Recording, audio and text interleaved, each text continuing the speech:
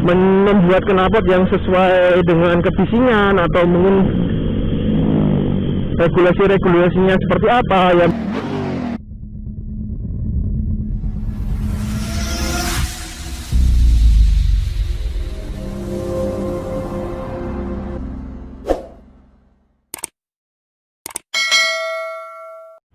Assalamualaikum warahmatullahi wabarakatuh. Ketemu lagi dengan saya Taufik ya teman-teman, di channel Toplik Vario atau TVV channel.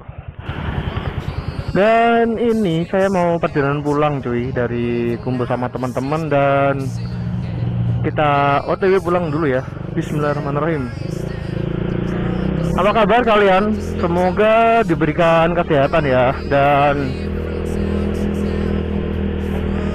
semoga kalian juga diberikan kemudahan lah ya, kemudahan dalam menjalani berbagai solusi kehidupan.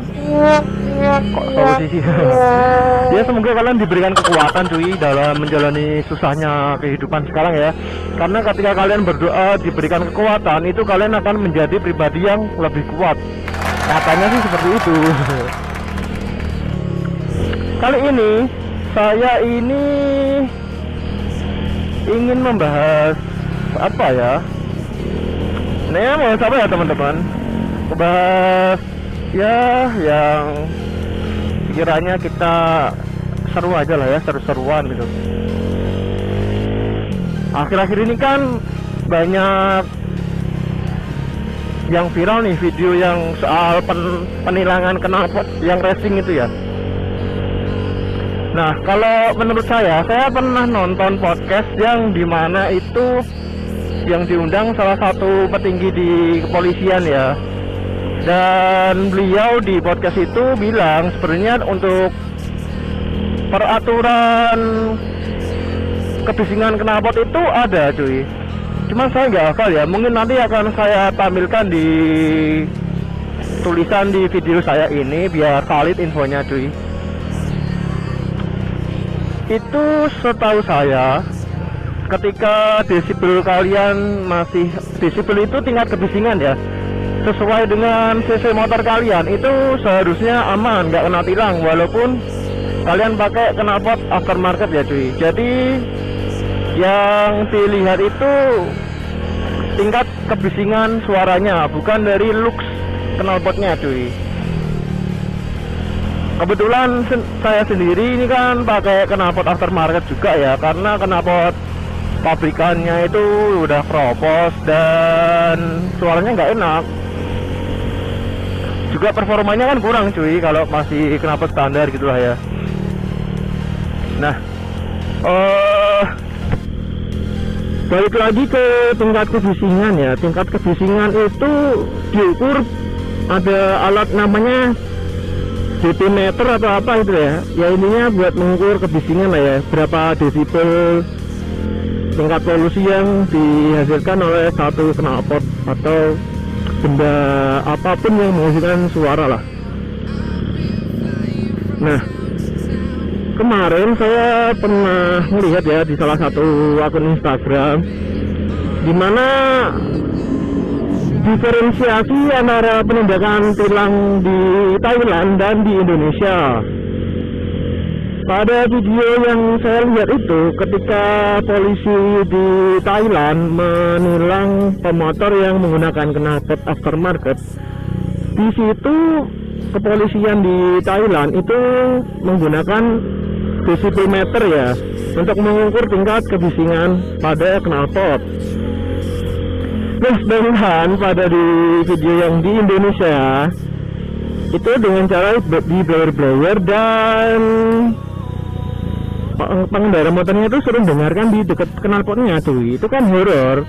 Yang pertama ya, itu ya entah terlepas salah atau benar ya teman-teman. Ini jangan melihat dari konteks benar salahnya dulu ya, tapi secara aturannya dulu ya. Penanganan di Thailand lebih prosedural lah ya, karena yang dimulai itu tingkat kebisingannya dan sudah ada alatnya di lokasi razia ya. Jadinya ketika si pemotor atau pengendara itu melanggar tingkat kebisingan yang sudah ditentukan oleh undang-undang, dia itu kena tilang cuy. Nah sedangkan yang video yang di Indonesia itu udah motornya digeber-geber, disuruh dengerin di belakang knalpotnya persis ya kan, itu kan merusak gendang telinga cuy, dan itu berbahaya. Penanganan untuk tilang di Indonesia ya setidaknya lah ya, untuk penanganan knalpot disediakanlah alat seperti itu, desibel meter ya, jadi nggak perlu ngasih geber-geber suruh dengerin kayak gitu sih. Ya kalau memang salah ya udahlah ditindak aja, ditilang gitu.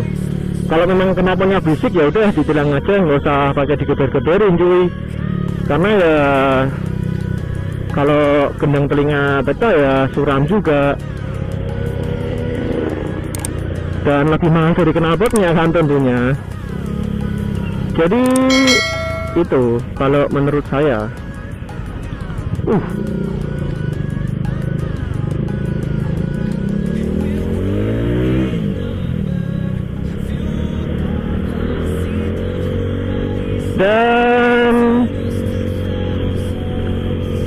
kenapa ya, saya kan suka ngelihat konten-konten motovlog di akun-akun yang sudah gede gitu kan.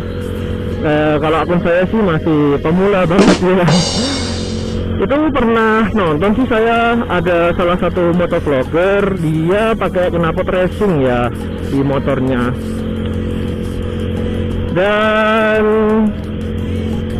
knalpotnya original cuy. Kebetulan saya juga pakai knalpot original ya, R9, walaupun R9 jadul ya. Cuman saya pasang DB killer ya biar gak berisik, karena saya juga risih sebenarnya kalau dengar suara knalpot yang terlalu ngebacot gitu ya.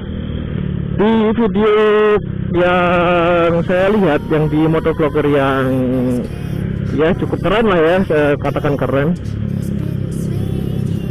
dia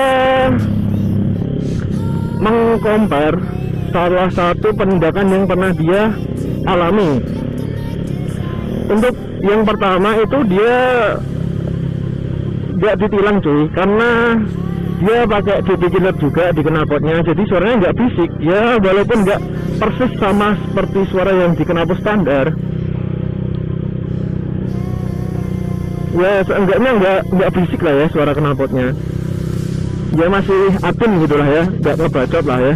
Itu dia lolos tuh dari tilang, dan di video dia setelahnya dia mengcompare dia kena tilang karena lux knalpotnya itu udah nggak standar, alias nggak pabrikan ya, nggak bawaan pabrikan dari motor.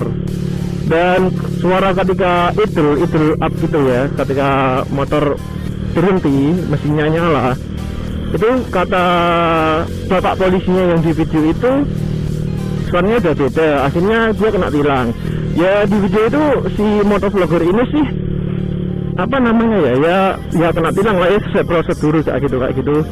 Cuman pertanyaan yang mendasarkan kayak gini cuy, kenapa ada perbedaan penindakan gitu? Yang satunya lolos boleh karena memang suaranya nggak berisik alias adem-adem aja, dan yang satu kena tilang karena luxnya knalpotnya udah nggak bawaan pabrik. Nah simpang siur di sini kan sebenarnya kayak saya yang orang awam gini kan bertanya-tanya cuy, apakah sebenarnya memang knalpot racing itu nggak boleh digunakan sama sekali, atau hanya untuk road race ataupun event-event balap, ataupun mungkin boleh digunakan untuk harian asalkan dengan catatan loh ya, dengan catatan knalpotnya itu memang nggak ngebacot atau memang dipasangnya DB killer ya. Jadi buat meredam si suaranya knalpot itu biar nggak terlalu berisik lah ya, atau masih sesuai tingkat kebisingan sesuai undang-undang lah ya. Ya intinya kayak gitulah. Nah mungkin untuk teman-teman, nah kalau kayak gitu ya cuy, suara knalpot kayak gitu saya setuju ditilang cuy, karena ngebacot banget dan memang ngeganggu lah ya, emang ngeganggu lah. Nah mungkin dengan adanya knalpot seperti itu, jadi apa ya, semacam knalpot racing itu udah dijudge dulu kalau knalpot racing itu berisik gitu. Padahal ya nggak semua knalpot racing itu berisik cuy. Karena dengan disediakannya DB killer itu, knalpot racing pun suaranya adem gitu loh, nggak terlalu ngebacot. Nah kayak gitu. Jadi orang seperti saya ini sebenarnya bertanya-tanya, sebenarnya knalpot racing itu boleh digunakan apa enggak? Karena knalpot standar yang misalkan katakanlah ya, kalau ngedot gasnya kenceng juga, itu suaranya juga lumayan berisik juga cuy. Jadi kayak gitulah. Mungkin untuk kalian yang lebih paham soal ini bisa tulis di kolom komentar ya. Mari kita berdiskusi secara sehat. Jangan ada kalimat yang kasar ataupun menyudutkan salah satu pihak ataupun melempar kesalahan-kesalahan orang lain ya.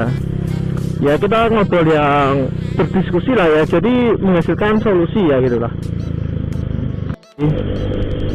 Nah, pertanyaan selanjutnya, lalu bagaimana dengan knalpot yang looks-nya atau tampilannya itu bawaan pabrik tapi suaranya yang brrrr gitu ya, itu apakah kena tilang juga? Karena suaranya cukup ngeganggu cuy menurut saya, dan suaranya itu ya bikin sakit telinga sih ya. Misalkan yang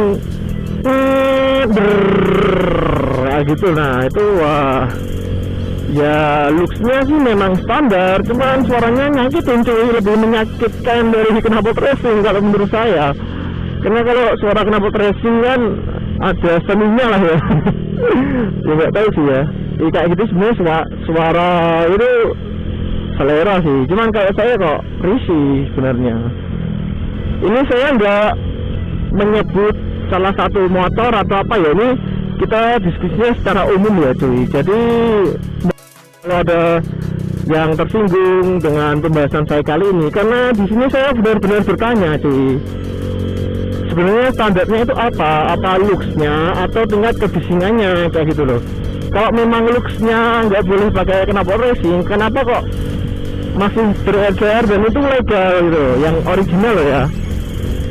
Sebenarnya knalpot yang buatan lokal juga banyak yang bagus cuy. Cuman karena di sini kan kita ngebahasnya standarisasi ya, jadi yang saya bahas itu yang knalpot yang memang sudah ada izinnya kayak gitu. Dan sebenarnya kan ini saya lokasi di Semarang ya, Jawa Tengah ya. Beberapa waktu lalu itu Gubernur Jawa Tengah ya Pak Ganjar, beliau sempat mengeluarkan statement apakah perlu knalpot racing di Jawa Tengah itu dilegalkan, karena knalpot di Jawa Tengah itu kualitasnya ya lumayan ya, yang di Purbalingga itu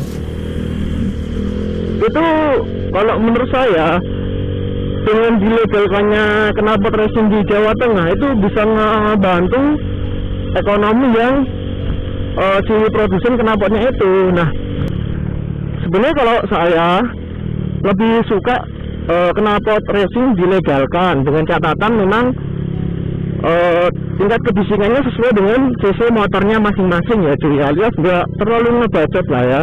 Karena knalpot racing itu selain tampilannya lebih keren, dan dalam hal ini kan ngebantu ekonomi juga lah ya untuk mereka pengrajin knalpot ini.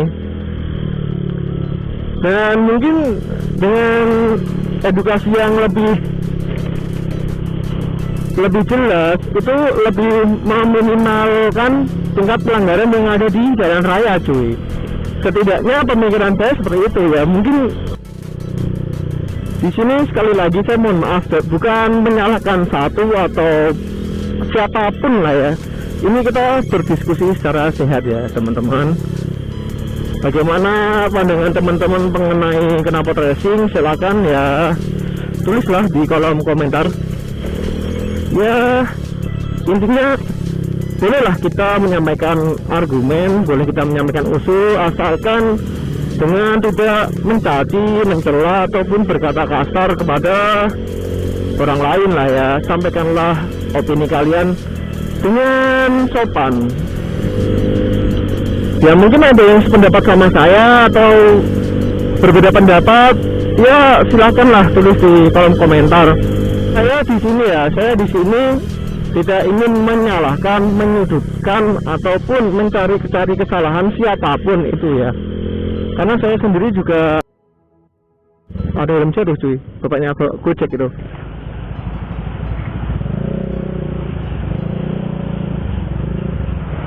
Pak. Oke. Karena di sini kita intinya sama-sama belajar lah ya. Sama-sama belajar, sama-sama saling ya bertukar informasi lah ya. Bagaimana peraturan yang seharusnya, bagaimana yang benar, bagaimana yang salah ya, buat edukasi kita semua lah. Kita belajar bareng-bareng lagi ya. Saya kira pembahasan malam ini cukup sampai sini aja, dan terima kasih sudah menonton sampai akhir video saya. Terima kasih sudah mensupport video saya, dan terus bantu channel ini dengan like, comment, subscribe, dan bantu share ke teman-teman kalian. Mari kita berdiskusi di channel ini dengan sehat, dengan hal-hal positif. Mari kita belajar bareng-bareng agar kita semua ini tahu lah ya, mana yang salah dan mana yang benar teman-teman. Oke, sekian video dari saya. Terima kasih, sampai jumpa di video saya setelah ini, dan terima kasih sudah menonton. Wassalamualaikum warahmatullahi wabarakatuh.